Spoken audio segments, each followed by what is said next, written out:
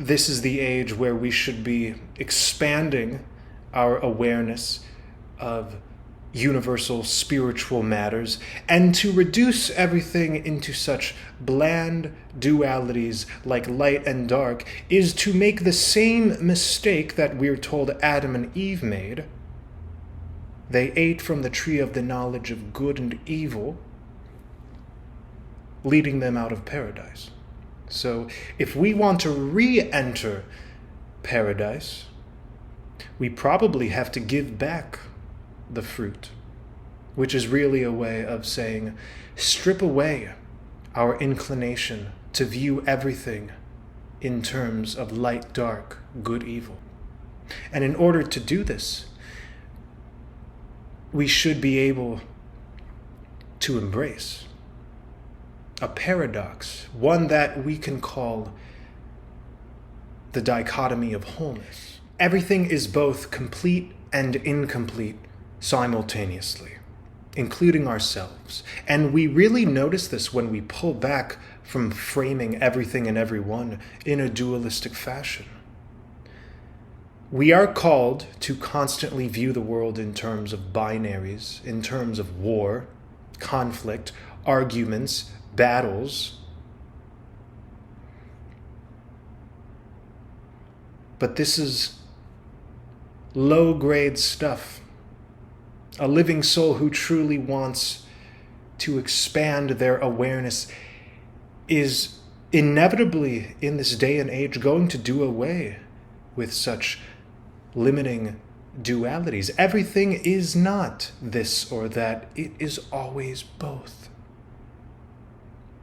We cannot condemn sleep, but revel in being awake.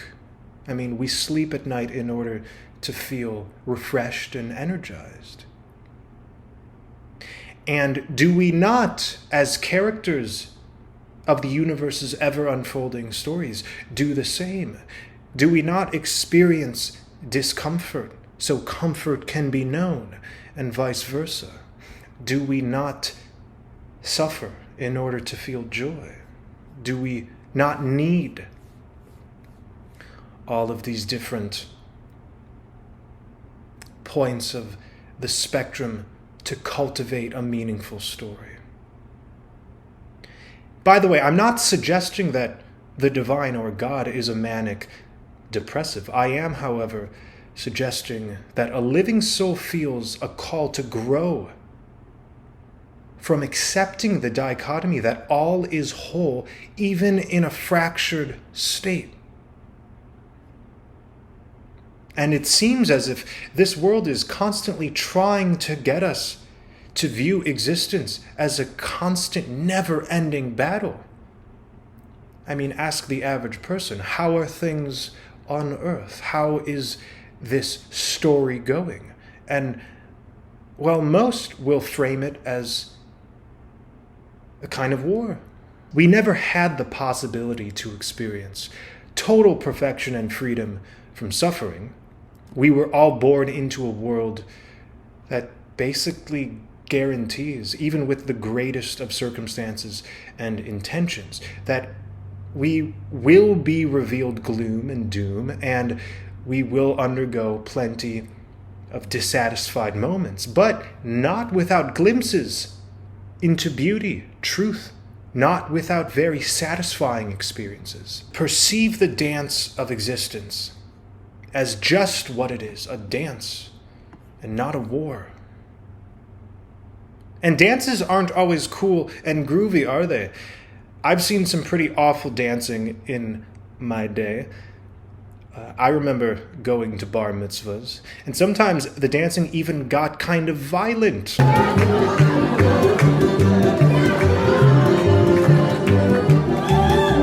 Even threatening. I mean, when Uncle Lyndon came up to me during Hot in Here and he started unbuttoning my shirt, I got nervous. Now, I'm no expert in this, but it seems to me that the world is a narrative. Sure, we could call it a spiritual test, one of courage and willpower. That could be a suitable title as well.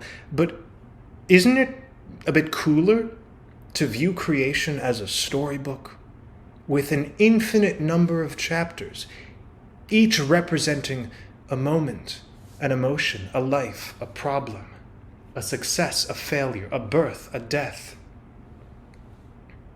When I was younger, I used to see grumpy old people as just grumpy old people. I could never connect their past to where they were at that point. Like many other youths, I would just see crotchety old Scrooges who didn't get it. They were too bitter to get it.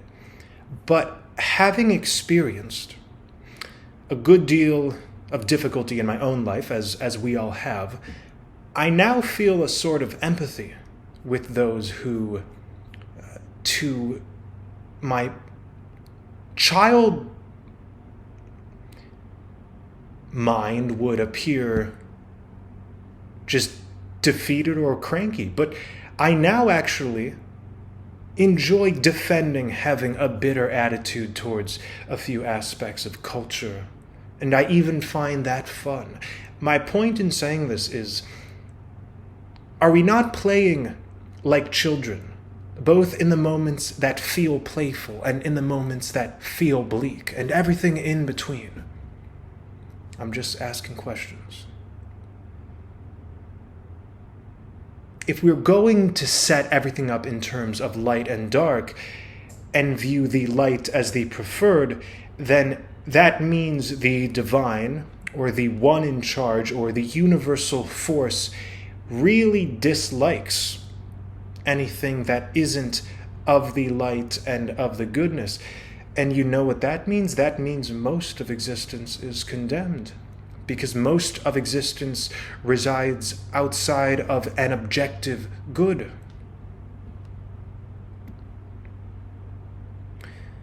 Each moment, each entity, each thought is its own complete universe. And we could compare that to a state of idealized being. But you want to know something cool? We can talk about idealized being over there, but right here, right now, creation has reached its pinnacle. Whatever this right now moment is, whether it's the right now I'm recording this video, or the right now you're watching this, right now is the peak of the mountain, baby. It's the freshest, the latest expression generated by the endless creativity of the divine. There is nothing beyond this here and now moment. All things have culminated into this here and now.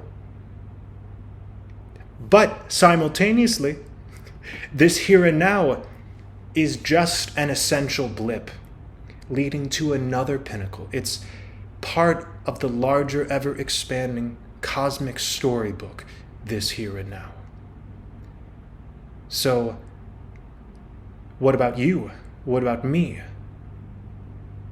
We are completely perfect, and it's like we own all of existence, and I do believe that to be true. The world is in your perception, but at the same time, you are just a part of the larger, ever-expanding cosmic storybook. And that's okay.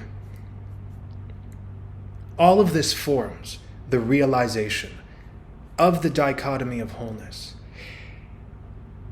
Our definition of wholeness has been kind of limited. We often think of wholeness as the sum of parts, but in the realm of the divine that I'm talking about, every part is in the whole, and every whole is in every part. Everything is always in a state of creation and dissolution, and yet it remains ever whole. Recognizing the interconnectivity of all of existence means we no longer feel inspired to feel above one aspect or expression of existence than another. Recognizing the interconnectivity of it all means we're even connecting the warring opposite, the sides of this and that, like God and the devil, anything that seems incongruent, anything that is never at rest without such a fight can be connected. We can drop the swords and shields of our own behavior, of our own self-perception, of our interactions with others. And we can open up the shades of gray between the black and white. We can become gray magicians. It's human nature to constantly want things to be completed, including ourselves. There's always an over there that is greater, that is better. And this temptation to postpone our realization of unity is a trap. And I would say it's even a trap in most religion, if not all religion. There's always a greater state we're trying to get to.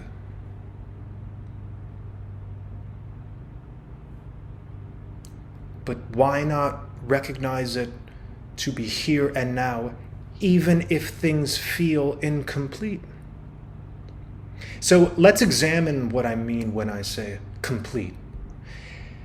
Something or someone that is complete would be finished, having accomplished all of its needs or functions, or has grown into its final mature state, its ultimate state. It's interesting, when we're speaking of perfection, we think we're speaking of something that's objective, objectively perfect, objectively fully formed. But the criterion for what is fully formed or perfect is inherently subjective and varies with perspective. If I ask you, what is the most moving piece of music you can think of, or even that objectively exists, you'll give me one song today, you'll give me a different song in 5 years. And 5 years ago, you would have given me a different piece of music. A tree, let's use this metaphor. A tree is complete in itself. A tree has its own roots, its own trunk, its own branches, its own leaves, maybe its own nuts or something. But if we consider the ecosystem it's a part of, the tree is really only a part, but it's also complete in and of itself. At the same time, it's only a part. It will only ever be a part, but it will only ever be itself as well. And what happens when the tree gets sick or starts to die, gets a fungal infection, or gets hit by lightning? Well, if the tree had a mind or a voice, I would say only if the tree ignores the storybook, the ecosystem it's a part of, would the tree convey some perception of defeat.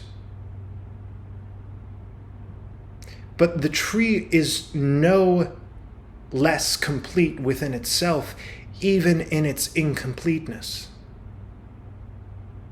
Because the tree and the ecosystem are both whole within their context.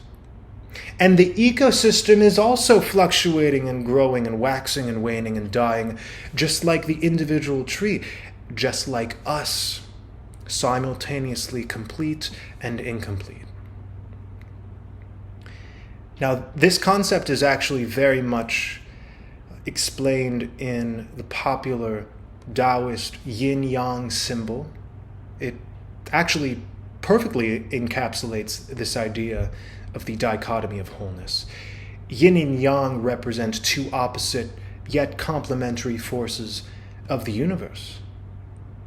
And they exist as separate entities, but Each contain an element of the other. The Hermeticists also have a very similar view: as above, so below, as within, so without. We are the microcosm of the macrocosm. To accept this and to really apply it to our lives is to find peace with all energies that emerge in our lives, and understand that there is a constant dance between being and becoming. And if we're going to dance this dance with grace, we're going to know when to emphasize things as complete and when to emphasize them as incomplete. And I would say the greatest state is the state we find ourselves in when we accept both as simultaneously true. A dichotomy of wholeness.